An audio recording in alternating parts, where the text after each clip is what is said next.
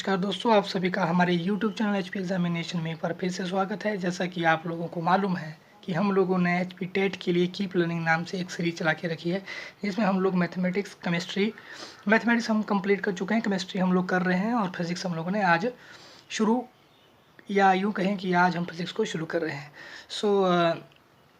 हम फोर्स और प्रेशर से शुरू कर रहे हैं। हम ज़्यादा लॉन्ग पूरे चैप्टर कंप्लीट तरीके से नहीं पढ़ेंगे, हम बिल्कुल शॉर्ट पढ़ेंगे, क्योंकि बहुत टाइम कम बचता है, ताकि हमारा सिलेबस कंप्लीट हो जाए और क्वेश्चन कोई भी ना छूटे।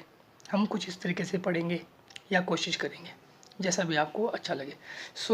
Let's start with force and pressure. This is chapter 1, ठीक है, या यूँ कहिए यूनिट 1। फोर्स का जैसे आप सभी को फॉर्मूला मालूम है, force is equal to mass into acceleration. इसका डायमेंशन निकाल लीजिए, mL/t-2 आता है। किस तरह से आता है ये आप लोगों को मालूम होना चाहिए। मास का m आएगा, acceleration time rate of change of velocity होता है, यानी कि dv/dt, और dv फर्दर क्या होता है, time rate of change of distance होता है, यानी कि ऊपर आएगा L/t2, तो t ऊपर चल जाएगा t-2।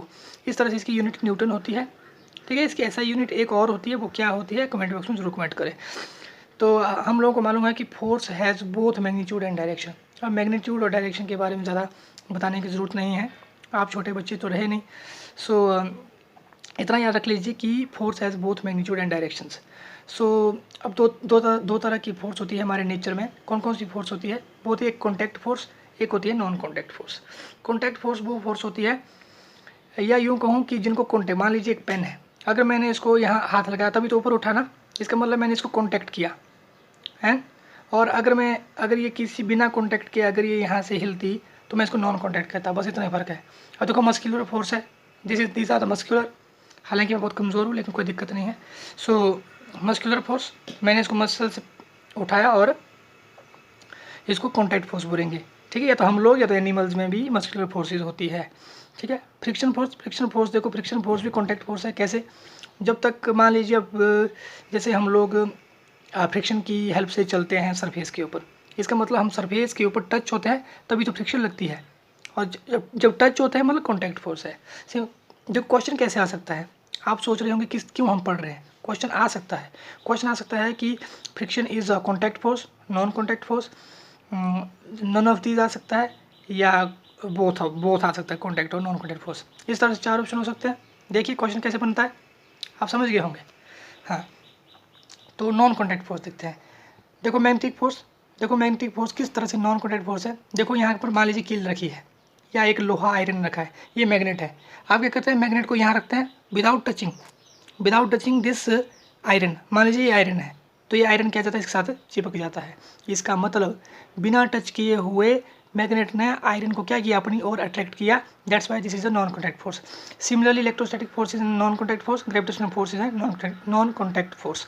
अब देखो हमारी धरती यहाँ पर पूरी की पूरी बीच खुले स्पेस में खड़ी टिकी हुई है, ठीक। किसी ने तो इसको फोर्स में रखा है ना, फोर्स तो लगा है, और वो कौन सी फोर्स है, नॉन कॉन्टैक्ट फोर्स है, and that force is said to be gravitational force. इस तरह क्वेश्चन आते हैं। आप सोच रहे होंगे कि ये थ्योरी जैसी है, लेकिन यहाँ से क्वेश्चन आते हैं। कीप इन माइंड, थोड़ा सा मैग्नेट के बारे में जान लेते हैं। मैग्नेट के 2 हिस्से होते हैं, एक नॉर्थ पोल होता है, एक साउथ पोल होता है, ठीक है। लाइक पोल क्या करते हैं, आपस में रिपेल करते हैं। मान लीजिए नॉर्थ पोल यहाँ है, दूसरे मैग्नेट का नॉर्थ पोल यहाँ है, तो ये क्या करेंगे, आपस में रिपेल करेंगे। आप चाहे तो छोटे बच्चों की तरह ट्राई भी कर सकते हैं। जो वाटर होता है रिवर का, वो बिल्कुल फ्लो करता है डाउनवर्ड, किसकी वजह से, ग्रेविटी की वजह से, ठीक है। आया हुआ क्वेश्चन है इसलिए मैंने ये लाइन लिखी है, अदरवाइज मैं इसको नहीं लिखता। चलिए प्रेशर के बारे में थोड़ा सा जान लेते हैं। Pressure is equal to force per unit area. अब देखो फोर्स पर यूनिट एरिया, इसका मतलब pressure is directly proportional to force and pressure is inversely proportional to area, ठीक है। डायरेक्टली और इनवर्सली प्रोपोर्शनल की सिग्निफिकेंट आप जानते हैं, किस तरह से इन चीज़ों को पढ़ा जाता है या किस तरह के कंसेप्ट यहाँ से उभर कर आते हैं। अब इसका डायमेंशन निकाल लीजिए, mL-1 t-2।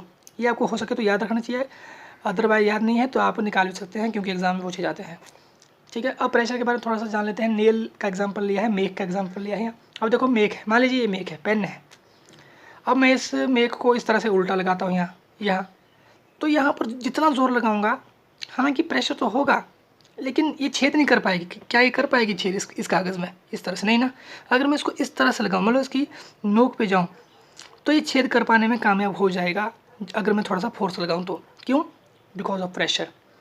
एरिया कम है, देखो इसका एरिया क्या है? कम है। जितना ज़्यादा एरिया कम होगा उतना ज़्यादा प्रेशर ज़्यादा होगा, ठीक है। इसलिए ये छेद करवाने में क्या हो जाएगा? कामयाब। अब इसका देखो, इसका एरिया क्या है? इसके कंपेयर में इसका एरिया क्या है? ज़्यादा है। इसका एरिया ज़्यादा है, जिसका एरिया ज़्यादा है उसका प्रेशर क्या होगा? कम होगा। प्रेशर कम लगेगा तो यहाँ छेद फोर्स क्या होगी? कम लगेगी। देखा इसका रिलेशन, इस इन्वर्सली प्रोपोर्शनल का मतलब बता दिया। एग्जाम्पल किसका लिया? मेक का। आप नाइफ का भी ले सकते हैं।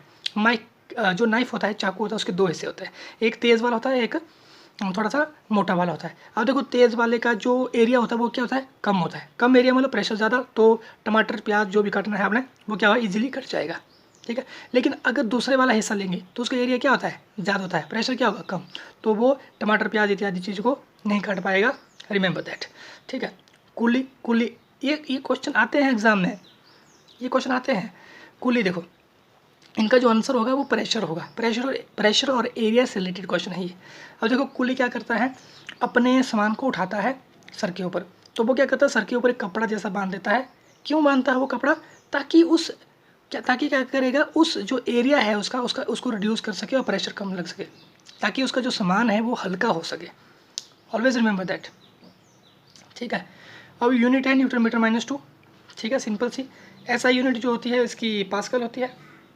कुछ एक रिलेशन याद रखते हैं। 1 एटमॉस्फेरिक प्रेशर जो होता है वो 101 325 पास्कल होता है, which is further is equal to 760 torr. Always remember that, 760 Tor.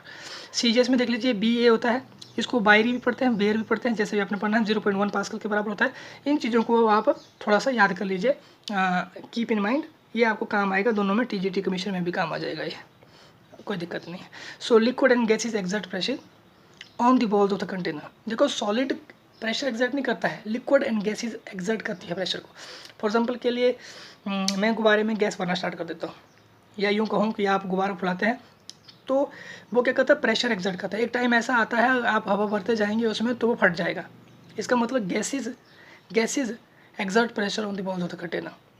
अब लिक्विड भी वैसा ही है। मान लीजिए पानी की टंकी है, आपने नीचे से पानी लगा के रखा है और टंकी बिल्कुल ऊपर से बिल्कुल बंद है, तो क्या करेगी? लिक्विड एग्जर्ट प्रेशर करेगी, हो सकता है टंकी फट भी जाए, ऑलवेज मैम, या उसमें लीकेज हो जाएगी।